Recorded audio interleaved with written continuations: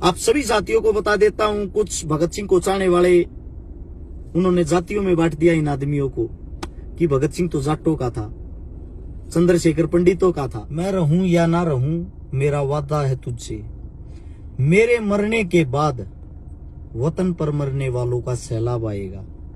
ये शब्द थे शहीद आजम सरदार भगत सिंह जी के। आप सभी साथियों को बता देता हूं, आज शहीद आजम भगत सिंह जी का जन्म दिवस 28 सितंबर 1907 को आज ही के दिन शाम के वक्त सरदार जी का जन्म हुआ।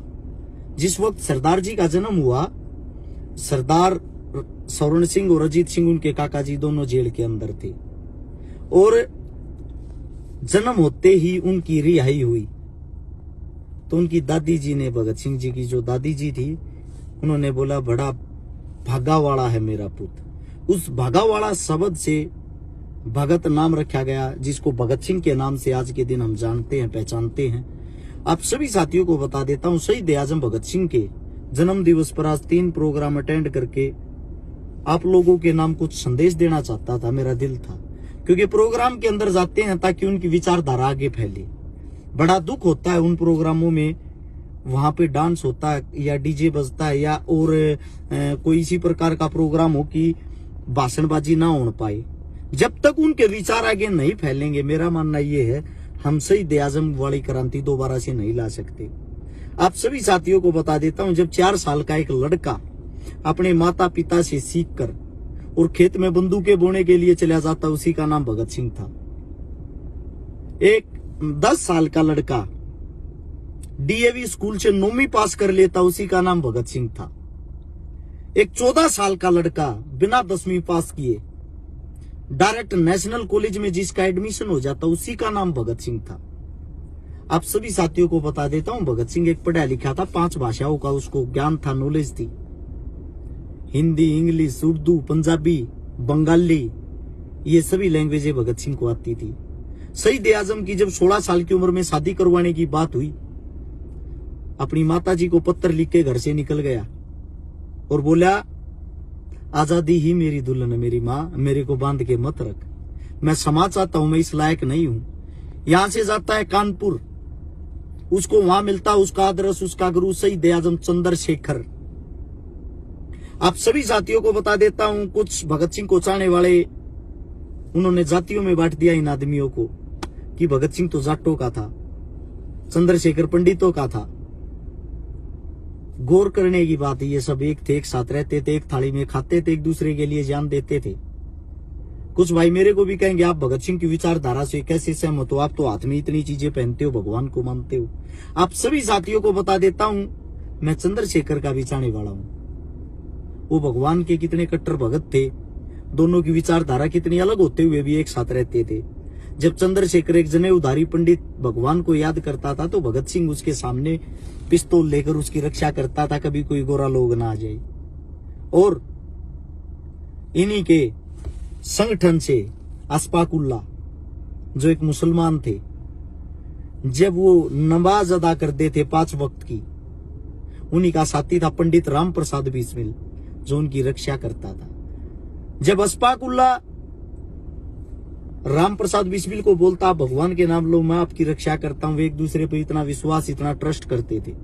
20 साल की उम्र में भगत सिंह पहली बार जेल गए, 5 हफ्ते जेल के अंदर रहे। 60,000 रुपए में भगत सिंह जी की जमानत हुई। 60,000 रुपए उस वक्त बहुत बड़े होते थे। अब हम भगत सिंह को कितना पढ़ते, कितना जानते हैं। आज भगत सिंह के मैं जेल के आप लोगों को कुछ आखिरी वक्त बताता हूं, आखिरी दिन, आपकी आंखों में आंसू आ जाएंगे। बड़ी चीज क्या है वो समझना हमारे को बहुत जरूरी। जो संदेश देके गए हैं, उनका कहना ये था, आप सभी साथियों को बता देता हूं, तलवार से कभी क्रांति नहीं आती, कलम से क्रांति आती है, विचारधारा से क्रांति आती है। भगत सिंह एक विचारधारा थे। 23 मार्च 1931 जो शहीदी दिवस था, जिस दिन फांसी दी गई, वो फांसी का सही समय नहीं था। 24 तारीख को फांसी दी जानी थी, 24 मार्च को, लेकिन 23 को क्यों दी गई? 23 तारीख सुबह लाहौर सेंट्रल जेल में जोर की आंधी आती है, हल्की हल्की बारिश होती। 13, 14, 15 नंबर बैरक में भगत सिंह, सुखदेव राजगुरु थे। 14 नंबर बैरक में भगत सिंह था। 6x6 की बारीक, जिसमें कच्ची कच्ची छोटी छोटी घास उगी हुई होती थी। 5 फुट 10 इंच का शरीर भगत सिंह का, जिसके अंदर 57 किलो वजन जेल के अंदर गया जब था। फांसी के वक्त 62 किलो वजन था, 27 की कमर थी, 32 की छाती थी, 7 से 8 नंबर का जूते का साइज था पैर का, खाकी कलर की एक शर्ट पहन रखी थी, नीचे जो आप वुडलैंड टाइप के जूते देखते हो खाकी कलर के उस टाइप के जूते थे। सरदार जी बैठे हुए थे, विश्राम कर रहे थे, उसके पास में कच्चा मटका रखा हुआ था पानी पीने का। उनका वकील वहां एंट्री करता, वकील आता है, वकील आते ही भगत सिंह की आंखों में देखता है, बताता शेर की तरह भगत सिंह इधर उधर बैरक में घूम रहा था अपनी। उनको बोलता है क्या आप मेरी किताब लाए? भगत सिंह बोलता है क्या आप मेरी किताब लाए? यानी कि उस वक्त भी उनके दिल में पढ़ने की एक उम्मीद, एक जिज्ञासा थी, ताकि वो समाज को कोई संदेश दे सके। उनके पिताजी ने भी एक बार कहा था, बेटा माफी मांग लो, आपको राहत मिल जाएगी, उम्र कैद हो जाएगी, फांसी नहीं होगी। अपने पिता को शहीद आजम ने कहा था, सरदार जी, सरदार असरदार होता है, आप सरदार होके कैसी बातें कर रहे हो? मैं चिट्ठी जरूर लिखूंगा, लेकिन चिट्ठी वो लिखूंगा अंग्रेजों को कि आपको भी पढ़ के गर्व होगा। सरदार जी ने जब अपनी आखिरी चिट्ठी अंग्रेजों को लिखी, उसमें लिखा था, मुझे फांसी ना दी जाए, मुझे फांसी ना दी जाए, अगर मेरी मांग ही माननी है, सरेआम चौराहे पर घोषणा करके वहां खड़ा करके हमारे सीने में गोली मारी जाए, हम तीनों दोस्तों के सीने में गोली मारी जाए, ताकि जिसको पूरा हिंदुस्तान खड़ा होके देख सके आपके बेटे कितने बहादुर हैं, हंसते हंसते अपनी छाती पर गोली खा गए। और यूथ और आवाम और जनता ये बात देखकर उनके अंदर का भगत सिंह जाग उठे। अंग्रेजों की ये चिट्ठी पढ़कर ही रोंग रोंग खड़ा होकर थर थर कांपने लग गए थे अंग्रेज, ये सोचकर इस इंसान की मानसिकता कितनी गहरी है। जब जो आखिरी वक्त था, आखिरी दिन था जेल के अंदर का, जेल का नाई बरकत सिंह गेट बंद करता हुआ आता, ओए आज मेरा भगता नहीं रहेगा, ओए ये अंग्रेज लोग उसको खा जाएंगे। ये बातें बोलते बोलते सबका गेट बंद करता, सबको अंदर हो जाओ अंदर हो जाओ करता है। कुछ ही टाइम बाद गोरे लोगों की टीम आती है वहां, पुलिस वालों की। उनको भी पता लगा कि आज आप लोगों का आखिरी दिन है, क्योंकि उनका वकील भी बताता, भगत सिंह आज आप लोगों का आखिरी दिन है, क्या कुछ चाहते हो? भगत सिंह के आखिरी शब्द थे, इंकलाब जिंदाबाद, साम्राज्यवाद मुर्दाबाद। इन्हीं शब्दों के साथ वो अपने आखिरी शब्द बोलता है। और जेल के बाहर लाखों की भीड़ में आवाम जनता थी। अगर एक ईंट एक आवाम एक जनता उठाती तो शायद वो जेल का नामो निशान तक नहीं होता और वे शेर हमारे बीच में जीवित और जिंदा होते। लेकिन यही होती है गुलामी। जब हम किसी चीज पर बोलते हैं, आप लोगों को कुछ दिखाते हैं, सिखाते हैं, हमारी खिलाफत हमारे ही भाई करते हैं या बैठ के तमाशा देखते हैं। वो सीखते नहीं है कि ये लोग आप लोगों के लिए लड़ रहे हैं, आप लोगों के लिए जान हथेली पे लेकर घूम रहे हैं। हमने उसी शहीद आजम से सीखा बेबाक बोलना, उसी को पढ़ के सीखा है। जो करना है वो समाज को, भाईचारे को, हिंदुस्तान को जोड़ने का काम करना, तोड़ने का नहीं। उस वहीं से जब शहीद आजम भगत सिंह, जिनकी आखिरी ख्वाहिश थी, जिनका मलमूत्र साफ करता था भोगा, जो भंगी था, भोगा भंगी प्यार से बोलते थे उसको, उस वक्त भी ये माना जाता था कि ये दलित समाज से है। उस टाइम भी ऊंच नीच का बड़ा भेदभाव था। और भगत सिंह जी का इतना बड़ा दिल था, उसकी आखिरी ख्वाहिश थी, वो भोगे को प्यार से बेबे कहता था। बेबे क्यों कहता था? जब मैं कम उम्र का था, मेरा मलमूत्र मेरी बेबे साफ करती थी। बेबे पंजाबी में माता जी को बोलते हैं। और बोगे तू मेरे लिए मेरी बेबे है, मेरा मलमूत्र साफ करता है। मेरी आखिरी ख्वाहिश है कि तू मेरे लिए रोटी लेके आए और मैं तेरे हाथ का निवाला खाऊं।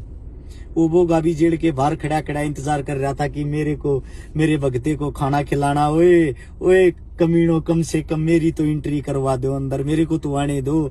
वो गेट पीट रहा था, रो रहा था, मेरे भगते को आखिरी निवाला, मेरे हाथ का खाना, ओए वो तो खाने दो। लेकिन उसकी भी अंदर एंट्री नहीं होनी दी। ये थे शहीद आजम सरदार भगत सिंह, सबको जोड़ के चलने वाले, ऊंच नीच के भेदभाव को दूर रखने वाले। लास्ट वक्त उनको फांसी पर लेकर जाते हैं। एक कांग्रेस पार्टी का नेता अंदरबंद था, जिनका नाम था सरदार सच्चर सिंह, जिन्होंने आवाज मारकर कहा, ओए भगते, यार तू अपना वकील करके जिंदा भी रह सकता था, तू बच भी सकता था फांसी से। भगत सिंह ने बिना मुड़े जवाब दिया, बचने का काम आप जैसे नेताओं का होता है। हम क्रांतिकारी लोग हैं, हमें सादत देने से ही देश के अंदर क्रांति आती है। और साथ में बोला इनकलाब जिंदाबाद। ऐसे करते करते फांसी के उस तख्ते तक पहुंच जाते हैं। शाम का टाइम, जो फांसी का टाइम था, तीनों दोस्त एक दूसरे के गले मिलते हैं, मुस्कुराते हैं। यह नजारा अंग्रेजी सरकार भी देख रही थी। पहली बार कोई ऐसी फांसी हो रही थी जिनको फांसी का डर ही नहीं था।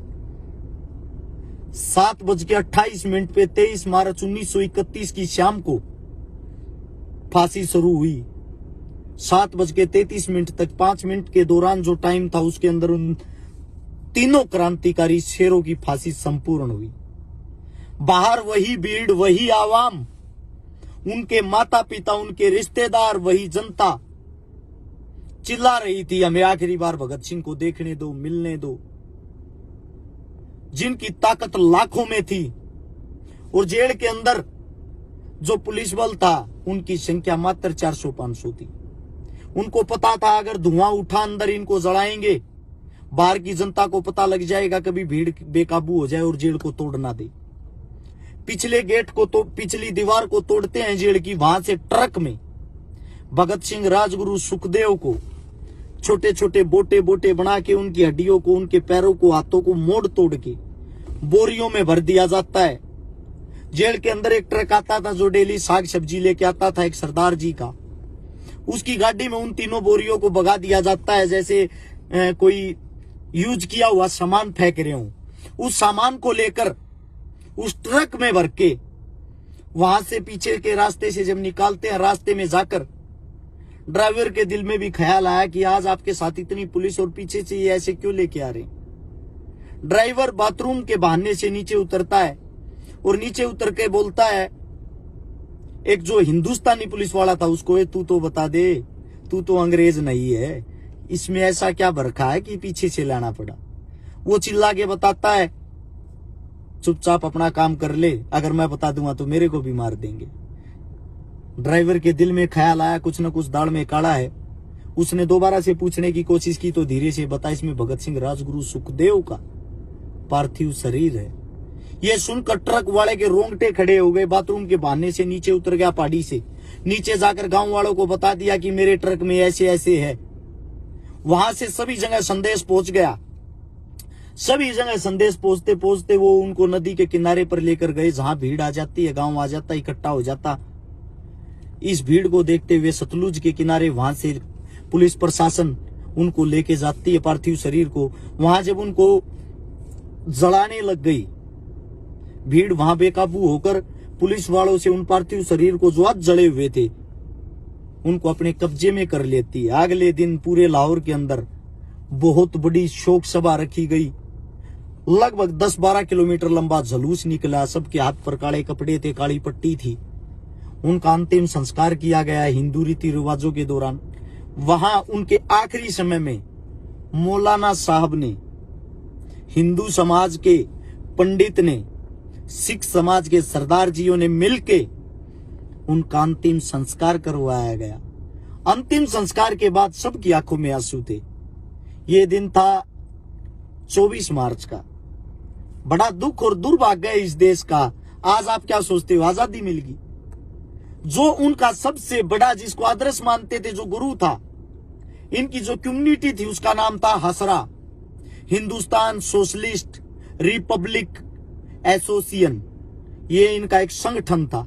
उस संगठन का जो मालिक था पंडित चंद्रशेखर आजाद, उनकी जो माता जी थी, इन्होंने आपस में कसम खाई थी, मरेंगे साथ, जिएंगे साथ, अगर आजाद हो गए तो आजादी का मजा चखेंगे साथ। इन्होंने कसम खाई थी अगर हमारे में से कोई नहीं रहा तो उनके परिवार को रहने वाला साथी संभालेगा। 47 में आजादी के बाद एक सदाशिव नाम का साथी चंद्रशेखर का जेल के बाहर आता है, जो चंद्रशेखर की माता जी को ढूंढना शुरू कर देता। पता लग जाता कि अभी वो जीवित है। माता जगरानी देवी, वो दर दर की ठोकर खा रही थी। लोग आगे खेता में जा जाके लकड़ी तोड़ तोड़ कारे पर लकड़ी घेरे आरती उड़े तो उसने 2 वक्त की रोटी मिल आरती। अकेली थी। उसको लोग ये भी कहते थे, चोर की माँ यहाँ मत घुस जाना। वो प्यार से चंद्रशेखर को चंदू कहती थी, मेरा चंदू चोर नहीं था, मेरे चंदू ने इस देश के लिए शहादत दी। आप ऐसे कैसे कह सकते हो? 47 के बाद